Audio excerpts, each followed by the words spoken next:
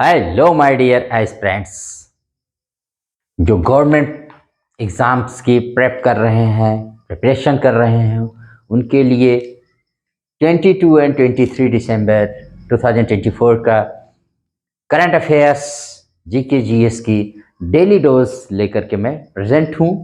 तो first question जो आज मैंने पिक किया है, चूज़ किया है, वो है how much loan is provided by ADB Asian Development Bank to modernise India's logistic sector. Logistic sector का मतलब होता है माल भाड़ा, ये सब ढुलाई उलाई का जो कार्यक्रम होता है, जो ढुलाई की जाती है एक दूसरे माने देश के अंदर। तो इसके लिए अभी एडीबी ने भारत की इसको मॉडर्नाइज करने के लिए एडीबी ने भारत सरकार को कितना लोन देने की पेशकश किया है या प्रोवाइड किया है। ए में है $350 मिलियन, बी में है $42 मिलियन, सी में है $250 मिलियन, डी में है नन। तो राइट आंसर है $350 मिलियन अभी उसने दिया है। तो इसको दिया गया है कि ताकि भारत के जो है लॉजिस्टिक सेक्टर को मॉडर्नाइज किया जा सके। एक तो लॉजिस्टिक सेक्टर में अच्छे से तैयारी की जा सके, सेकेंडली ऐसे तरीके अपनाए जा सके जिससे एनवायरनमेंट इको फ्रेंडली हो, इससे भी कार्बन नहीं माने जनरेट होगा और फायदा होगा।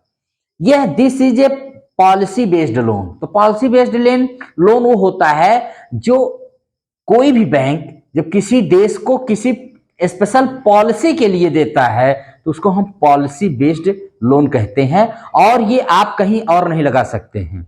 इसका मतलब होता है कि this is agreed policy reforms या एक्शंस के लिए इसको दिया जाता है। तो याद रखिएगा कितना दिया है, $350 मिलियन।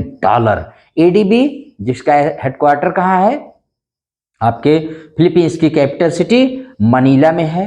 1966 में बैंक माने इस्टेब्लिश किया गया और एशिया और पैसिफिक रीजन में ये उनके टोटल डेवलपमेंट के लिए ये लोन देता है, और भारत सरकार को बहुत सारे प्रोजेक्ट्स में इसने लोन दिया है।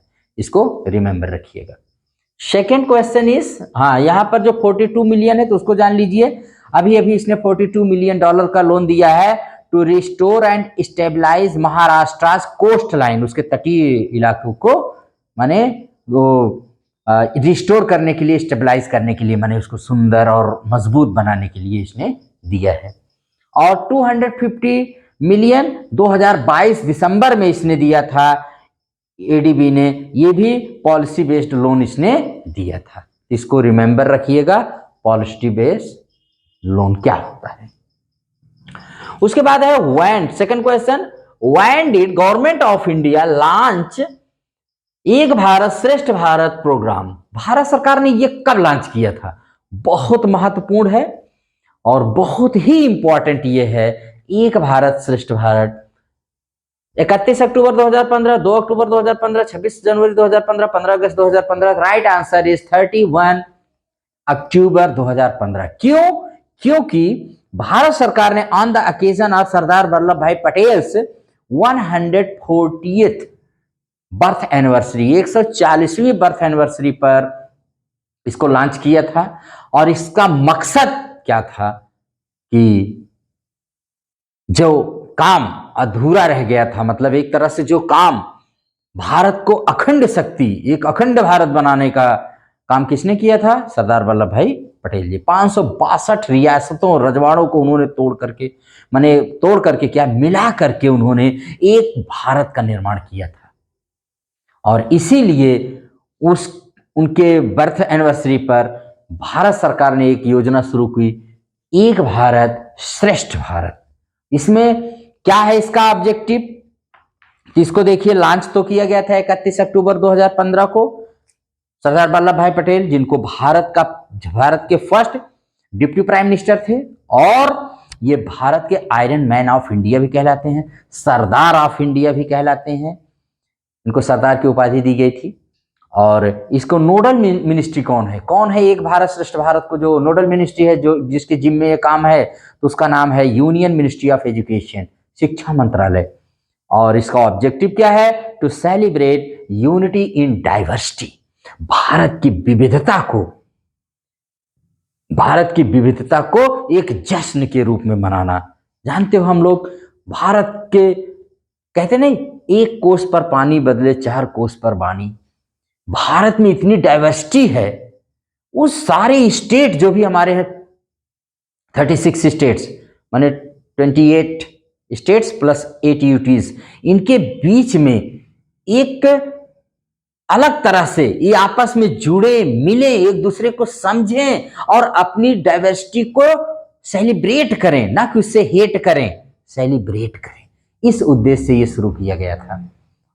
और अब ये न्यूज में क्यों है? क्योंकि इतनी बहुत पुरानी योजना है, लेकिन हर दिन नहीं लगती है। तो ये न्यूज में इसलिए है कि उत्तर प्रदेश सरकार ने मणिपुर गवर्नमेंट के साथ अभी 3 ईयर्स के लिए MOU साइन किया है अंडर द प्रोग्राम ऑफ एक भारत श्रेष्ठ भारत के तहत।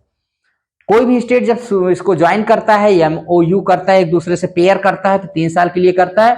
अगर ये डेट एक्सपायर हो जाए तो उसके बाद फिर 3 ईयर्स के लिए ये क्या कर सकते हैं, फिर से इसको माने रिन्यूअल कर सकते हैं, रिन्यू कर सकते हैं।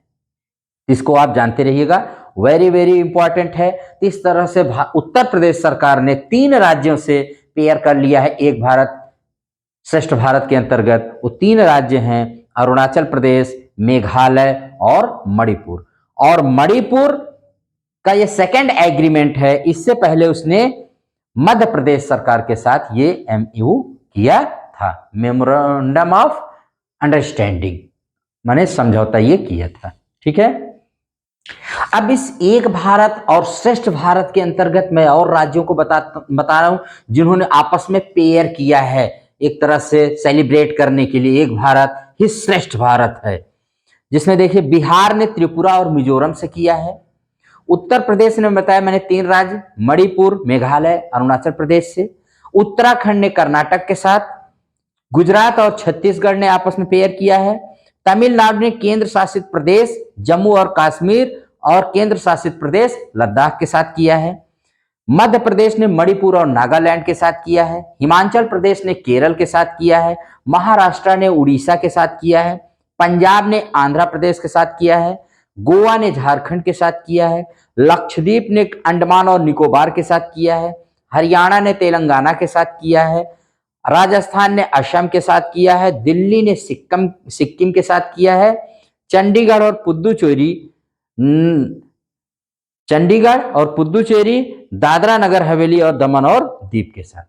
ये हैं जो एक दूसरे के साथ पेयर करके एक भारत और श्रेष्ठ भारत को एक नए रूप में माने इसमें देने की कोशिश करते हैं और भारत की डाइवर्सिटी का जश्न मनाते हैं। अंडरस्टैंड? नेक्स्ट क्वेश्चन जो हम लोग ले रहे हैं वो है when was first world meditation day was celebrated recently. अभी कब विश्व ध्यान दिवस मनाया गया? पहली बार मनाया गया 2024 में।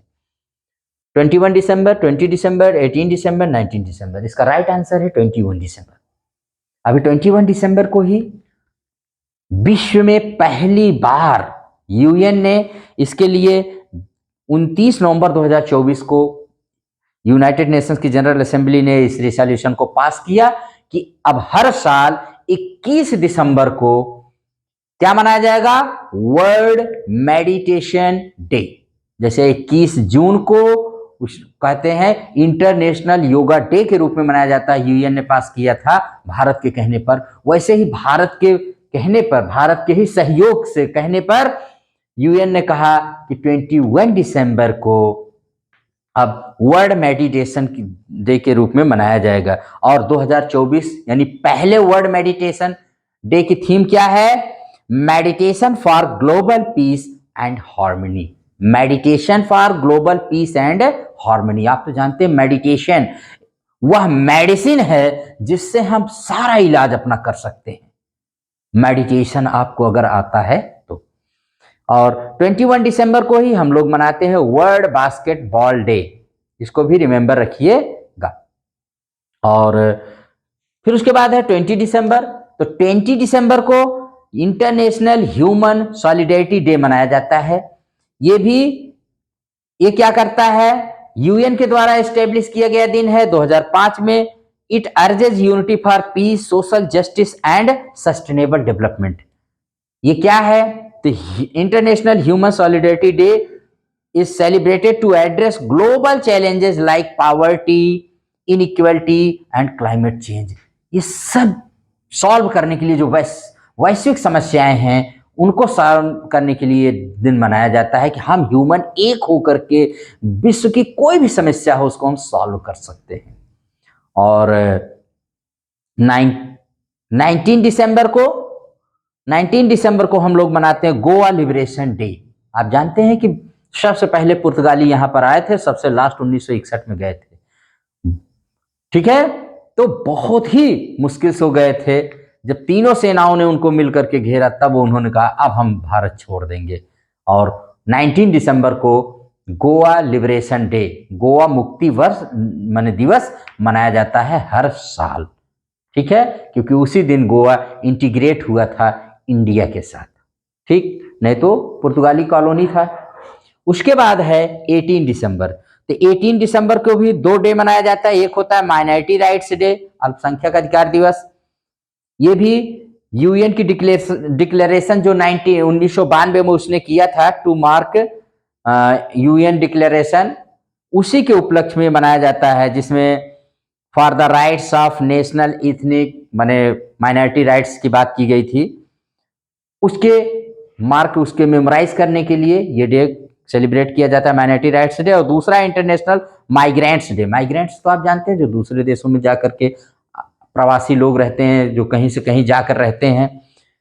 तो ये भी यूएन के द्वारा स्टैब्लिश डे है, 2000 में इसको स्टैब्लिश किया गया था। किस लिए, इसकी 2024 की थीम क्या है, honouring the contribution of migrants and respecting their rights. Honouring the contribution of migrants and respecting their rights. उनके राइट्स को, उनके योगदान को याद करने के लिए। आज जानते हो जो टॉप क्लास के देश होते हैं कहीं ना कहीं उसमें माइग्रेंट्स का हाथ रहता है। उस देश के भी लोगों का रहता है जो वहां के परमानेंट या जो वहां के मूल निवासी हैं, लेकिन माइग्रेंट्स का भी बहुत बड़ा रोल रहता है। तो विश्व में यूएन के द्वारा इसको महसूस किया गया, तो इसलिए हर साल 18 दिसंबर को इंटरनेशनल माइग्रेंट्स डे भी मनाया जाता है। और आज 23 दिसंबर है, आज हमारे देश में नेशनल फार्मर डे मनाया जाता है। तो हमारे यहाँ जो 5वें प्राइम मिनिस्टर थे श्री चौधरी चरण सिंह, उनकी बर्थ एनिवर्सरी को हमारे यहाँ राष्ट्रीय किसान दिवस के रूप में मनाया जाता है। बहुत इन्होंने योगदान दिया था। हालांकि पहले ऐसे प्रधानमंत्री थे जो प्रधानमंत्री रहते हुए भी कभी संसद नहीं गए थे। ये क्वेश्चन तो ये पूछा जाता है।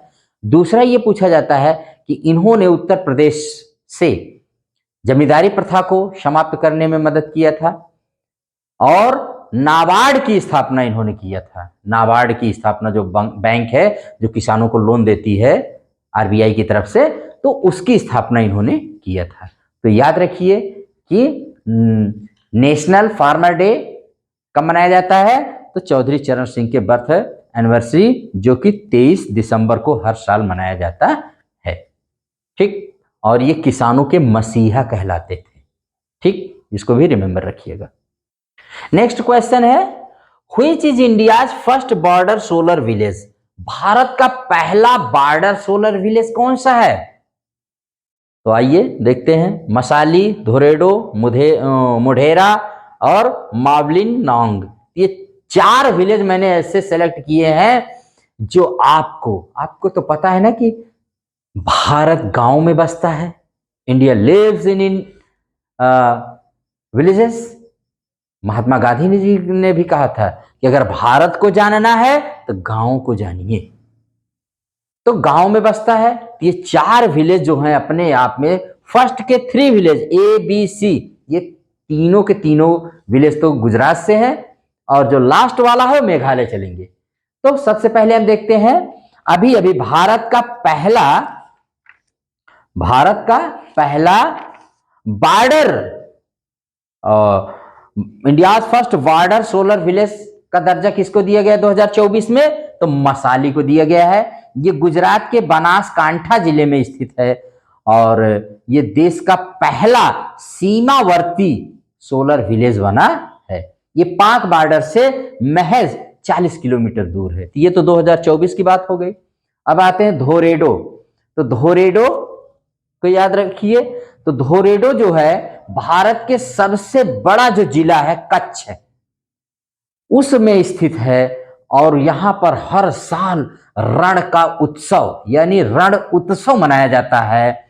इसको भी आप जानते रहिए। 2030 में, वैसे तो रण उत्सव 2006 से मनाया जा रहा है, 2006 से, और ये मोदी जी की कल्पना थी कि वे इसको एक इंटरनेशनल टूरिज्म हब बनाना चाहते थे और रण उत्सव मनाया जाता है हर साल। इस साल 1 दिसंबर से होली तक, नवंबर से लेकर यूजुअली ये होली तक मनाया जाता है। और इसकी टैग लाइन बड़ी अच्छी है कि मैंने कच्छ नहीं देखा तो कुछ नहीं देखा, कच्छ नहीं देखा तो कुछ नहीं देखा।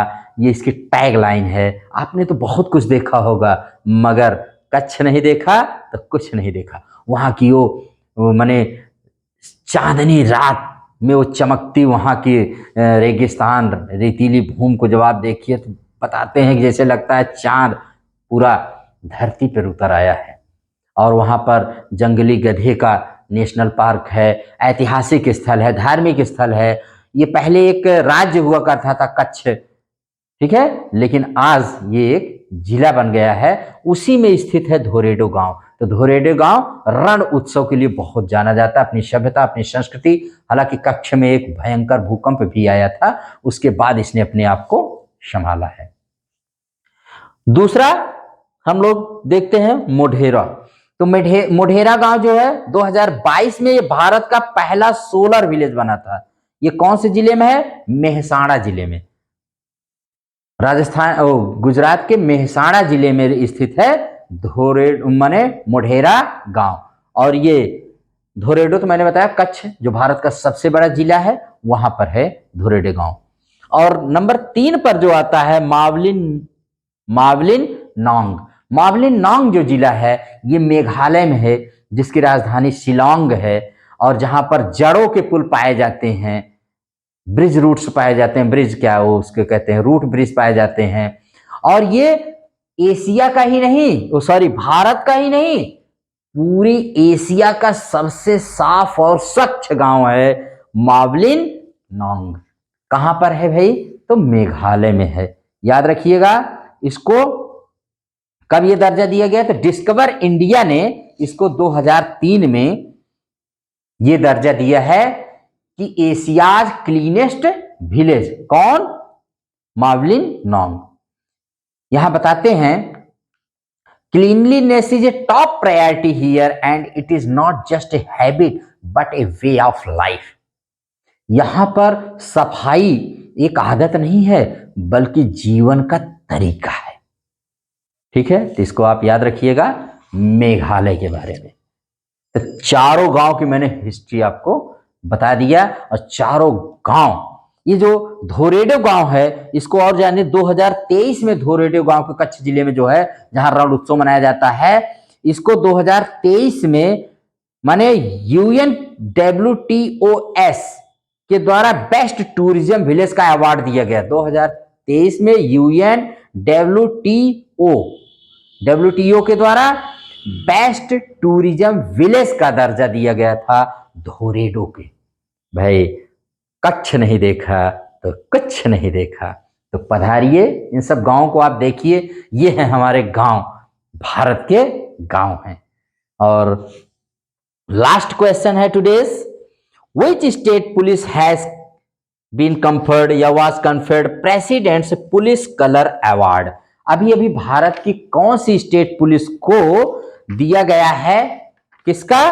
President police colour award. तो इसको पहले समझ ले क्या है ये।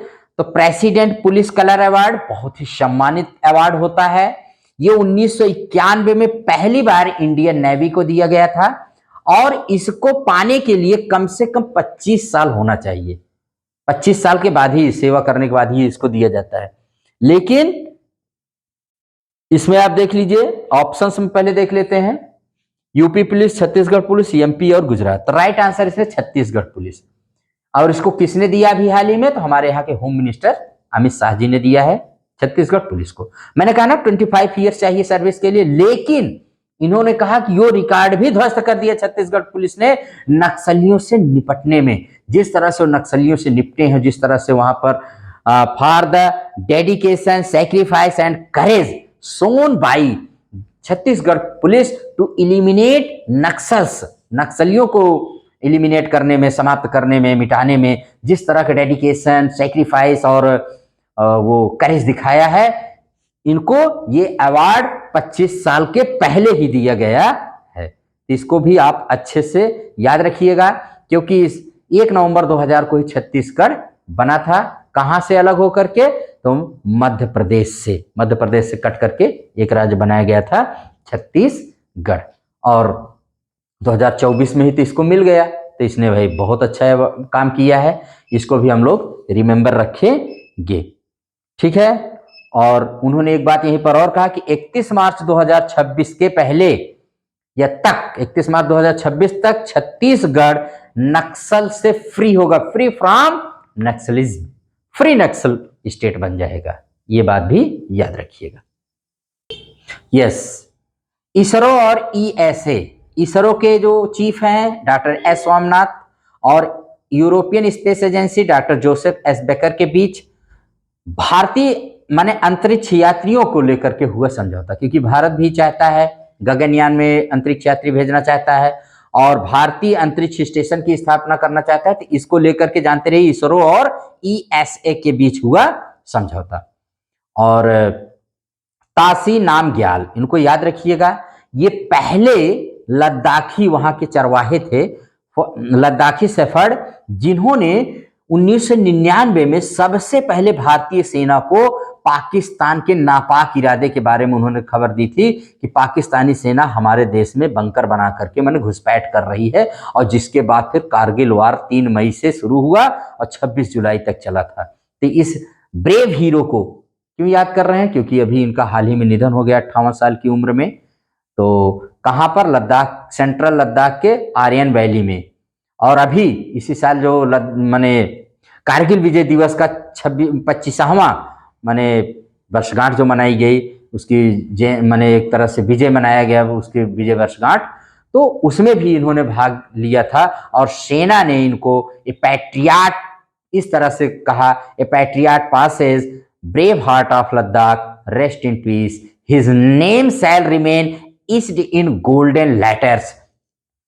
तासी नामग्याल जी का नाम हमेशा स्वर्ण अक्षरों में लिखा जाएगा। बहुत मदद इन्होंने किया था, और सबसे पहले तो भारतीय सेना को पाकिस्तान के नापाक इरादे के बारे में इन्होंने सूचित किया था। तो हमारे आरके सिंपल क्लासेस की तरफ से भी इनको एक विनम्र ट्रिब्यूट, विनम्र श्रद्धांजलि दी जाती है कि ऐसे अगर वीर जब तक हमारे देश में रहेंगे, हमारे भारत का कुछ भी नहीं हो सकता, कोई बाल भी बांका नहीं कर सकता है। और लास्ट क्वेश्चन है आज का ऑनलाइनर में, भारतीय क्रिकेट टीम ने जीता अंडर 19 महिला एशिया कप खिताब। कहां हुआ था? तो कुआलालंपुर में हुआ। और किसको हरा के जीता? तो बांग्लादेश को। तो इसी के साथ इस क्लास को यहीं पर एंड करते हैं। आपको अगर ये क्लास पसंद आए तो आप इसको लाइक एंड शेयर करिएगा। Thank you very much.